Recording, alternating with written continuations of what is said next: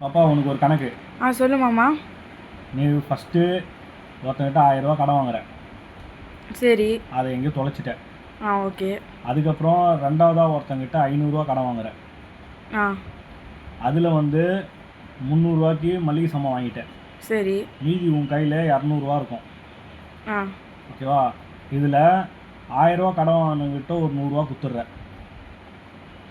500 ரூபா கடன் வாங்கினவங்கிட்ட ஒரு 100 ரூபா குத்துடுற.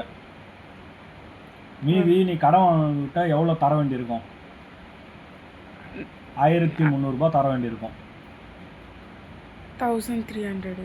1000 ரூபா கடன் வாங்கிட்ட 100 ரூபா குத்துடுற, மீதி 900 ரூபா இருக்கும். 500 ரூபா கடன் வாங்கிட்ட 100 ரூபா குத்துடுற, மீதி 400 ரூபா இருக்கும். 900 ரூபாவும் ஒரு 400 ரூபாவும் சேர்ந்தா 1300 ரூபா. ஓகே. நீ மளிகை சாமான் வந்து ஒரு 300 ரூபா வாங்கிட்ட. 1300 300 ஆட் பண்ணிக்க.